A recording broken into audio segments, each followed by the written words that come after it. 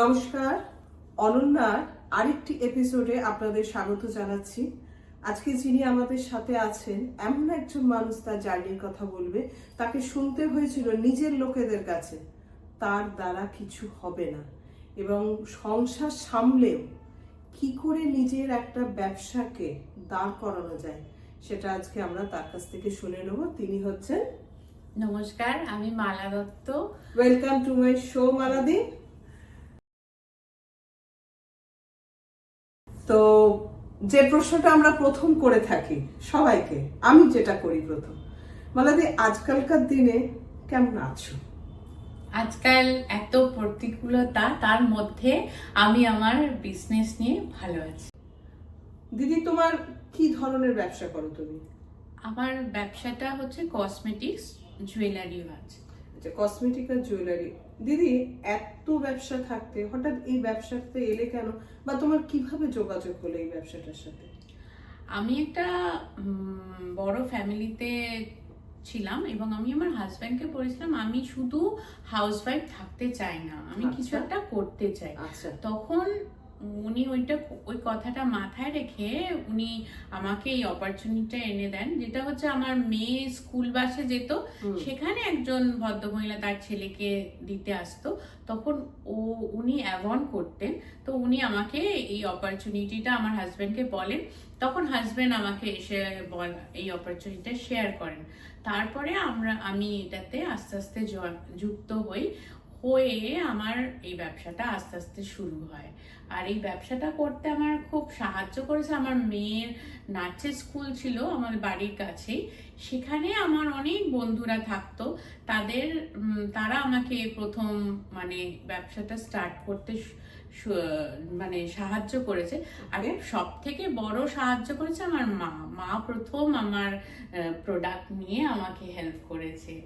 বা তাহলে কিন্তু আমরা দিদির সাথে কথা বলে একটা কথা ভালো জানতে পারছি যে বাড়ির লোক না পাশে থাকাটা খুব দরকার।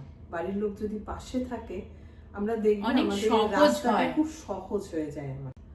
আচ্ছা দিদি, তুমি তো এই ব্যবসাটা শুরু করলে, হ্যাঁ, যেদিন তুমি প্রথম মনে করলে যে আমাকে তাহলে বিক্রি করতে হবে, কিভাবে শুরু করলে জার্নিটা আমাদের একটু শোনা শুনি আমাকে যে আমার আপলাইন ছিল সে বলল তোমাকে প্রথমে কিছু প্রোডাক্ট দেখাতে হবে।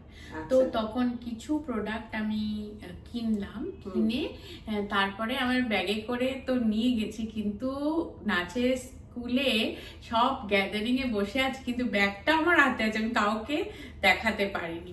গল্প হচ্ছে, দুদিন যাচ্ছি ফিরে আসছি, কিছু হচ্ছে না, কি হবে, একটু মনে সাহস রেখেছি যে করতে হবে। তারপরে একদিন একজন ভদ্রমহিলা বলছে তোমার স্কিনটা এত ভালো, তুমি কি মাখো?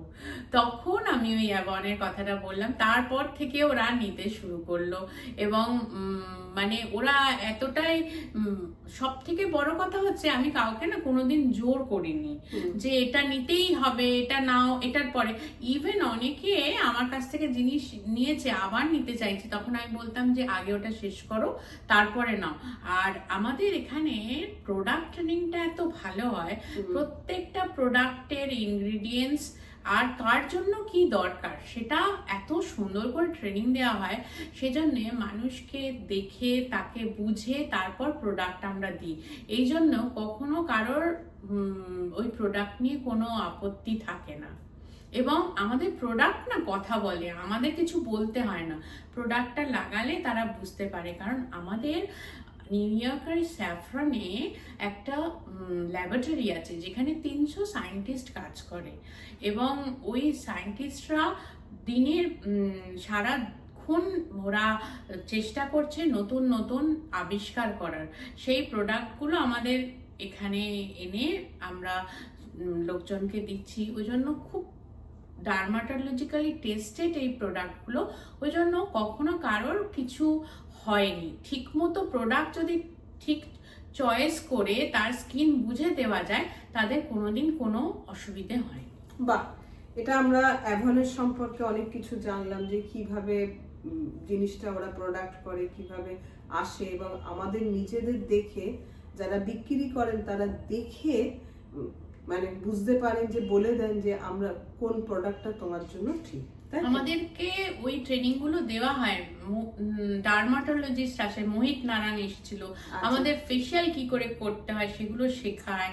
এবং আমাদের কোনোদিন না পার্লারে যেতে হয় না, ওরা এত সুন্দর করে শিখিয়ে দিয়েছে। Cleansing, toning, moisturising, treatment, cleansing, toning, treatment, moisturising, sunscreen, এটা হচ্ছে একটা CTTM। হ্যাঁ, এবারে ওইটা ফলো করলে এবং সপ্তাহে একদিন যদি স্ক্রাবিং করো আর একদিন মাস্ক করো, তোমাকে পার্লারে যেতে হবে না, স্কিন একদম ভালো থাকে। বাহ, এটা আজকে আমরা দিদির কাছ থেকে পুরো একদম স্টেপ বাই পরপর শুনে নিলাম যে ডেলি তুমি যদি বেরোতে চাও, ডেলি বেরোলে কিভাবে তুমি নিজেকে প্রেজেন্টেবল তৈরি করবে সেটা কিন্তু আমরা দিদির কাছ থেকে জানলাম। আচ্ছা দিদি, তোমার মেয়ের বন্ধুর মায়েদের তুমি তোমার কাস্টমার হিসেবে পেলে, তারপর তুমি কিভাবে তোমার ব্যবসা তারপরে আমাদের মাঝে মাঝে প্রসপেক্টিং হয়। হ্যাঁ, আমরা সেখান থেকে নতুন লোককে বুঝিয়ে নিয়ে আসি, এসে আমরা তাদেরকে ফিল অ্যান্ড টাচ করাই, ফেশিয়াল করে দিই, তাহলে তাদের স্কিনে যদি শুট করে, কি আমাদের ওখানে ট্রেনিং এর টিচার থাকে, তারা দেখে বলে দেয় কি প্রোডাক্ট লাগবে, সেই হিসাবেও ওইভাবেও আমরা পাই। তাছাড়াও আমাদের আরেকটা হয়, আমরা টেবিল অ্যাক্টিভিটি করি, যেখানে টেবিলে কিছু প্রিমিয়াম প্রোডাক্ট রেখে আমরা বই নিয়ে বসি। কিছু লোক এলো, তারা যদি এসে বলে যে আমরা এটা নিতে চাই, তখন আমরা ওদেরকে বই দিই, নাম্বার নিই, তারপরে ওদেরকে বই শেয়ার করি, ওরা যদি কিছু লাগে বলে, ওইভাবে আমরা করি। আমরা না আরেকটা করি যে ওরা যাতে ঠিক প্রোডাক্ট পায়, ওদেরকে বলি যে তোমরা নিজেরা জয়েনিং করতে পারো, জয়েনিং করলে ওরা আরো ডিসকাউন্ট পাবে। হ্যাঁ, যদি জয়েনিং করতে কোনো টাকা লাগে না, শুধু প্রোডাক্ট কিনতে হয় কিছু, তো সেই প্রোডাক্টটার উপরে ওরা আবার ডিসকাউন্ট পায়। সেই জন্যে ওরা দুরকম ভাবেই বোঝায় যে তুমি প্রোডাক্টও নিতে পারো, আবার জয়েনিং করে। আর জয়েনিং করলেই যে প্রতি মাসে প্রোডাক্ট নিতে হবে এরকম কোনো ব্যাপার নেই, 3 মাস ছাড়া একবার নিলেই হবে। কেউ চায় যে আমি ব্যবসাটা করবো না, আমি নিজের জন্য ইউজ করবো, তারা নিজের জন্য ইউজ করে, 3 মাসে একবার প্রোডাক্ট তোলে। তাহলে আমরা কিন্তু এই আরেকটা জিনিস জানলাম যে ব্যবসা না করলেও নিজের জন্য যদি তুমি প্রোডাক্ট তুলতে চাও, তাহলেও কিন্তু এদের এখানে মেম্বারশিপটা নেওয়া যায়। আচ্ছা, লাইফ টাইম মেম্বারশিপ তোমার, এটা কোনোদিন যাবে না, ওই 3 মাস ছাড়া প্রোডাক্ট তুললেই থেকে যাবে। তাহলে দিদি, তোমার কাছ থেকে একটু শব্দ নতুন পেলাম, টেবিল ওয়ার্ক। এই কসমেটিক সেলের সাথে টেবিল ওয়ার্কটা কি জিনিস, যদি আমাদের একটু বলো। আমাদের টেবিল ওয়ার্ক হচ্ছে ওই আমাদের অ্যাভন থেকেই টেবিল দেয়, সেই টেবিলে আমাদের কিছু প্রোডাক্ট রেখে আমরা বসি। তারা সবসময়, আসলে এটা তো কোনো দোকান নেই যে, বা আমাদের কোনো অ্যাডভার্টাইজমেন্ট হয় না, সেই জন্যে ওরা যদি টাচ অ্যান্ড ফিল করতে চায়, সেই জন্যে আমরা গড়িয়াহাটে টেবিল পেতে আমাদের ছোট জিনিস যেটা টাচ অ্যান্ড ফিল করতে পারবে, যেমন পারফিউমের গন্ধটা না শুকে কি করে নেবে, সেটা একটুখানি ওদেরকে দেখাই, বলি, তারপর যদি তারা ইন্টারেস্টেড হয় তারা নেয়, কিংবা আমরা বই দিয়ে দিই, কিংবা তারা নাম্বার শেয়ার করে, আমরা PDF পাঠিয়ে দিই, তখন তারা যদি চায় তখন আমাদের কাছ থেকে নিতে পারে। তো প্রথম তুমি কোথায় বসেছিলে টেবিল নিয়ে? আমি জীবনে প্রথম গড়িয়াহাটেই বসেছিলাম। আর আমাদের ওই যে রাজনীতা, গোল পার্কের রাজনীতার কাছেও বসি, ওখানেও অনেক গ্যাদারিং আসে। তারপরে সেখান থেকে আমার প্রচুর কাস্টমার হয়েছিল, যারা মানে পরে অনেক বন্ধুরও বেশি হয়ে গেছিল তারা সবসময়।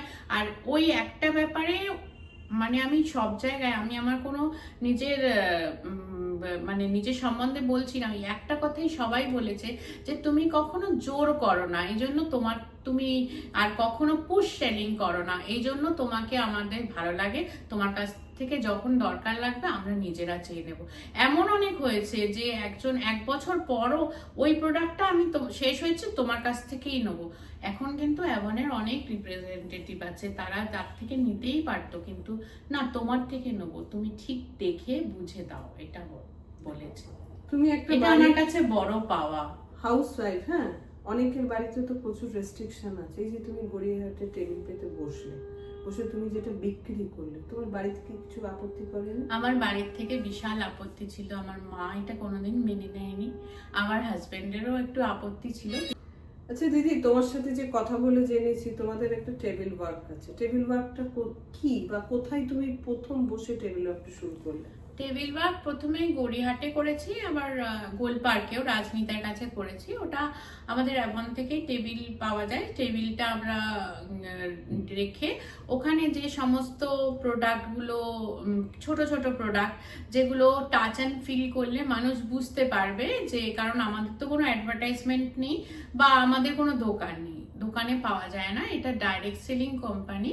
তো ওই জন্য ওইগুলোকে আমরা সামনে রাখতাম, ওরা এসে দেখতো, দেখে যাদের পছন্দ হতো তারা নিত, তাদের নাম্বার শেয়ার করতো আমাদের, আমরা পিডিএফ পাঠিয়ে দিতাম, পরেও নিয়েছে।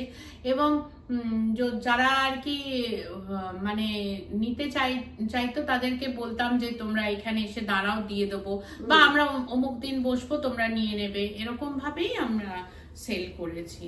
আর এর থেকে অনেক অনেক বেশি কাস্টমার রয়েছে। আচ্ছা দিদি, এই যে তুমি যে গড়িয়াহাটে বসলে, হ্যাঁ, বা রাজনীতার সামনে যে বসলে, তোমার বাড়ি থেকে এই ব্যাপারটা মেনে নিয়েছে? কারণ তোমার তো প্রথম জীবনটা হাউস ওয়াইফ ছিল। হ্যাঁ, আমার মার খুব অপছন্দ ছিল, আমার হাজবেন্ডও খুব একটা পছন্দ করতেন না, কিন্তু এটা আমাদের পার্ট অফ বিজনেস। যখন আমি তাকে বুঝিয়ে বলেছি যে আমি, বাড়ির লোক নিল, মেয়ের বন্ধুরা নিল, তারপর যদি আমি বাড়াতে চাই, তখন কিন্তু আমাদের হোয়াটসঅ্যাপ ছিল না এবং ফেসবুকেরও এত ছিল না। আমি 2000 সাল থেকেই করছি এখন।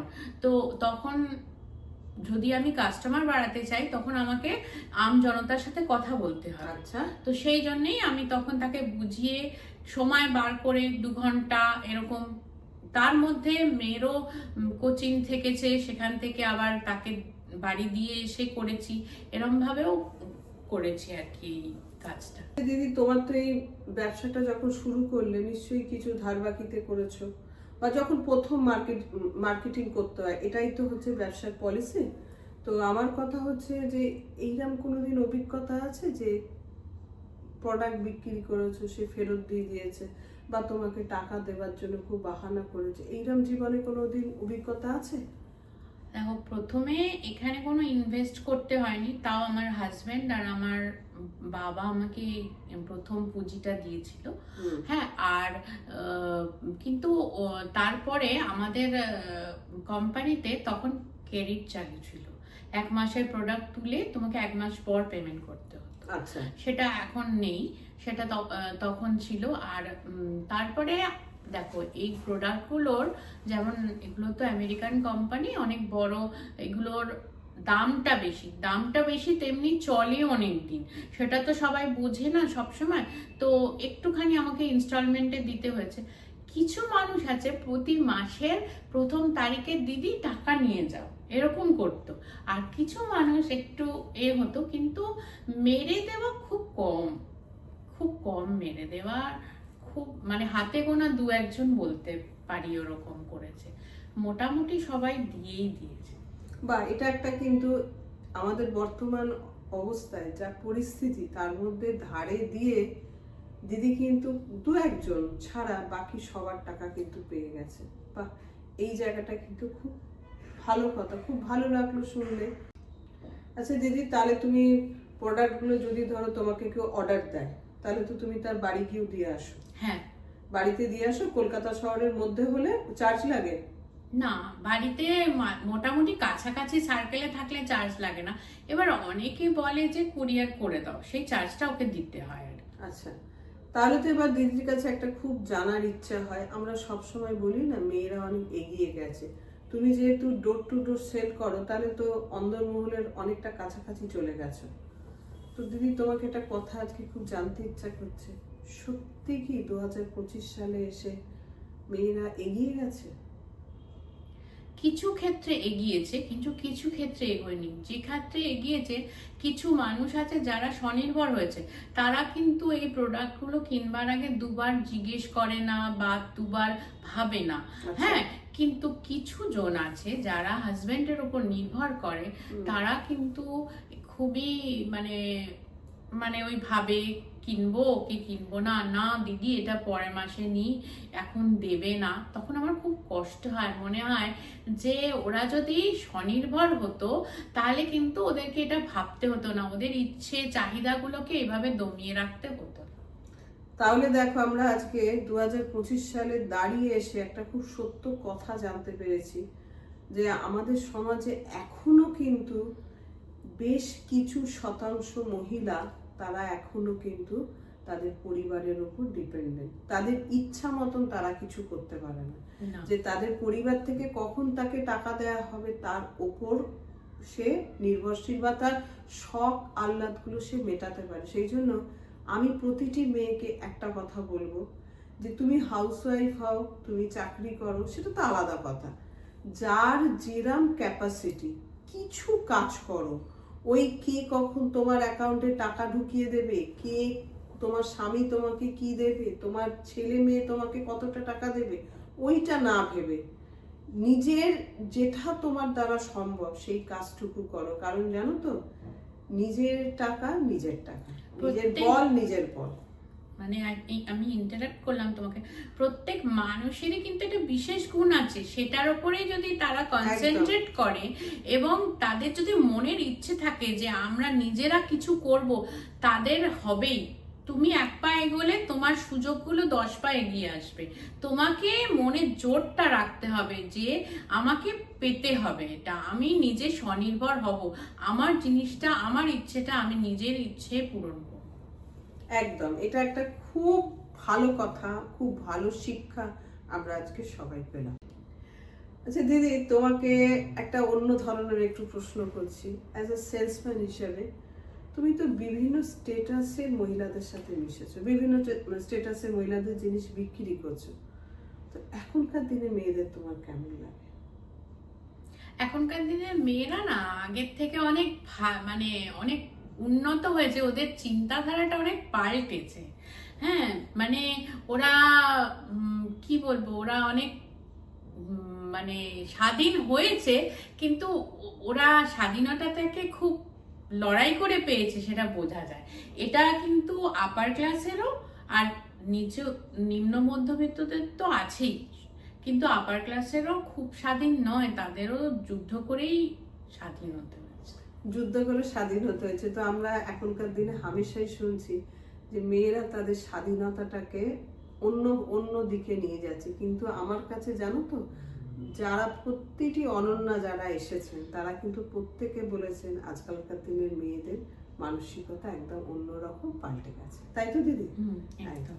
আমরা তো এতক্ষণ মালাদির কাজের কথা শুনলাম, একটু অন্যরকম মালাদির কাছে যাই। মালাদি, আর কি ভালো লাগে এই ব্যবসা ছাড়া? মালাদি তো একটা মানুষ, তার কি ভালো লাগে? ছোট বয়স থেকে আমার মা 5 বছর থেকে গান শিখিয়েছে, গানটা করতাম। বিয়ের আগের অবধি গান করেছি, কিন্তু বিয়ের পরে যথারীতি সংসারের চাপে আর গান করা হয়নি। আর বই পড়তে খুব ভাল লাগে, পড়ি, এখন অনেক কমে গেছে, কিন্তু খুব ভালো লাগে এগুলো করতে। এগুলো করতে খুব ভালো লাগে, সেলাই করতেও খুব ভালো লাগে। গানের কথা শুনলাম, সেলাইয়ের কথা শুনলাম, আস্তে আস্তে কিন্তু বেরোচ্ছে যে আমার এইগুলো করতে ভালো লাগে। মালাদির কাছে জিজ্ঞাসা করি, আগামী 10 বছর পর নিজেকে কোথায় দেখতে চাও? আমার খুব ইচ্ছে আমার বিজনেসে আরো উন্নতি করা। আমার বিজনেসটা অনেকটাই বেশি ছিল, কিন্তু ওই করোনার পর একটু কমে গেছে, কিন্তু আমি সেই ব্যবসাটাকে আবার সেই জায়গায় নিয়ে যেতে চাই। তার জন্য আমার মানে আপনাদের প্রচুর উইশ চাই, এবং আমি যাতে শারীরিক দিক থেকে সুস্থ থেকে ব্যবসাটাকে এগিয়ে নিয়ে যেতে পারি। কারণ দেখুন, আমি সবসময় যে কাজটা করি সেটা নিয়েই থাকতে চাই এবং সেটার ওপরেই করি। আমি 4টে জায়গায় গিয়ে ঘুরে করতে চাই না। আমাকে অনেকে বলেছে এই ব্যবসাটা ছেড়ে দাও, অন্য কিছু করো, আমি কিন্তু ওটাতে যাইনি। কারণ আমার আপলাইন আমাকে বলেছে, আমার আপলাইন অ্যাভনের একদম টপ, উনি অ্যাভনকে কলকাতায় এনেছেন। উনি আমাকে বলেছেন, সুনিতা জৈন, উনি আমাকে বলেছেন যে যদি আমি কোনোদিন এর থেকে ভালো ব্যবসা খোঁজ পাই মালা, আমি তোমাকে আমার সঙ্গে নিয়ে যাব, তুমি এটা করছো, এটাই করো। আমাকে অনেকে অনেক অফার দিয়েছে, কিন্তু আমি সেখানে যাইনি। অনেকে বলেছে আপনার এত ভালো স্কিল আছে, আপনার এত জন আপনার সঙ্গে কাজ করে, আপনি এখানে জয়েন করুন, আপনার লিডারশিপে খুব ভালো হবে। আমি লিডারশিপে অনেক পরে এসেছি, 2011 এসেছি, 2000 থেকে 2011 শুধু সেলসম্যান ছিলাম। আমি যদি আরো আগে লিডারশিপে আসতাম, শুধু আমার মেয়েকে ভালো করে পড়াশুনো করানোর জন্য ফুল অ্যাটেনশন আমার মেয়েকে দিয়েছিলাম, ওই সময় আমি এত কিছু ভাবিনি। কারণ ওগুলো করতে গেলে টেবিল অ্যাক্টিভিটি, তারপর প্রসপেক্টিং, আমরা কোথায় সোনারপুর, কোথায় ব্যারাকপুর, এইসব জায়গায় গিয়ে প্রসপেক্টিং করে লোককে নিয়ে এসছি এই ব্যবসায়। তারা কিন্তু খুব ভালো ব্যবসা করেছে এবং তাদের নিজেদের জীবনে তারা নিজেদের স্বাধীনতা পেয়েছে। হ্যাঁ, সেইটাই আমি চাই, আমার ব্যবসাটা যাতে আবার আগের মতো ভালো হয়, আরো ভালো হয়।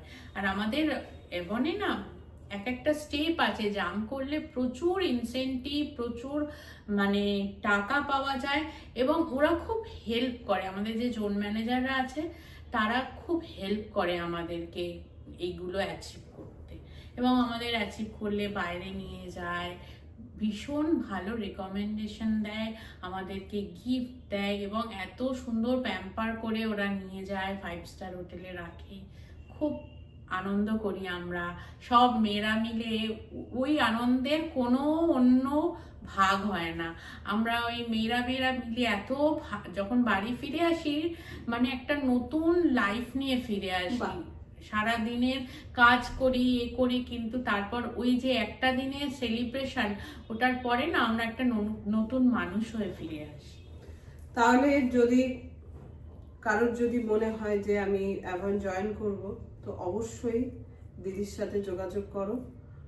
কমেন্টে তোমরা জানালে দিদি তোমার সাথে ইনবক্স করে যোগাযোগ করে নেবে। অনন্যার আজকে একদম অনুষ্ঠানের শেষ পর্যায়ে চলে এসেছি। আমার কস্টিউম আজকে স্পন্সর করেছে আনন্দী।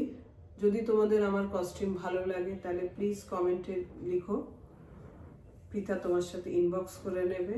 আর এই লিপস্টিক যে রংটা পরেছি আজকে কিন্তু আমাকে গিফট করেছেন দিদি। এটা কি lipstick? Power and Plum power stay lipstick, liquid lipstick. যদি তোমাদের দরকার হয় কারোর, প্লিজ কমেন্টে জানিও, দিদি তোমাদের সাথে যোগাযোগ করে নেবেন। আমার জানতে ইচ্ছা করছে দিদি, এই যে তুমি যে তোমার রোজগার, হ্যাঁ, তোমার যে ইনকাম, তুমি স্যাটিসফাই? দেখো, স্যাটিসফ্যাকশন তো মানে কে কিসে হয় বলা যায় না, কিন্তু আমি আমার নিজের হাত খরচা এবং আমার যা যা দরকার সেইটুকুনি আমি করতে পারি, এবং আমার মেয়ের, সব থেকে বড় কথা, মেয়ের চাহিদা পূরণ করতে পারি, এটা আমার কাছে বড় বেশি স্যাটিসফ্যাকশন। মালাদি, নিজেকে কি বলতে চাও সবার সামনে, নিজের সম্পর্কে কি বলতে চাও? এই যে তুমি প্রথম জীবনে হাউসওয়াইফ ছিলে, কারণ আমার ব্যক্তিগত কথা একটা শেয়ার করছি, আমিও প্রথম জীবনে হাউসওয়াইফ ছিলাম, তারপরে চাকরি পেয়েছি। তো হাউসওয়াইফ থেকে এই যে তোমার একদম জীবনের একটা পরিবর্তন, তো নিজেকে কিভাবে বলবে লোকের কাছে? আমি বলবো যে প্রত্যেক মেয়েদের একটা নিজের পরিচয় থাকা দরকার। কারোর বউ, কারোর মা এইটা না হয়ে নিজের পরিচয় থাকা উচিত। সেটা নিজেকেই তৈরি করতে হবে, কেউ তোমার হয়ে তৈরি করে দেবে না। আজকে আমাকে সবাই চেনে মালা দত্ত বলে, আমি কারোর ওয়াইফ বা কারোর মা বলে নয়।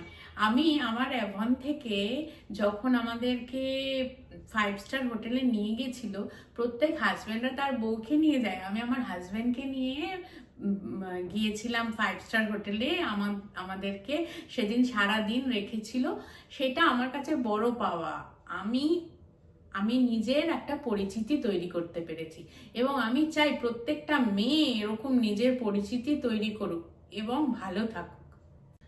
অনুষ্ঠান শেষ করার আগে আরেকটা খুব লোভ হচ্ছে, যে মালাদি তো বললো যে ছোটবেলায় গান শিখেছি আর সংসারের চাপে আমাদের গান শেখাটা ছেড়ে দিতে হয়েছে বা হয়নি, ছেড়ে দেওয়াটা ভুল কথা, হয়ে ওঠেনি সংসারের চাপে। তো একটা খুব ইচ্ছা করছে মালাদি দু লাইন কি আমাদের একটু শোনানো যায় না? সব মেয়েদের জন্য গাইছি। ভালো হয়তো হবে না, অনেকদিন অভ্যেস নেই, চেষ্টা করছি। আচ্ছা। আমরা করব জয়, আমরা করব জয়, আমরা করব জয় নিশ্চয়,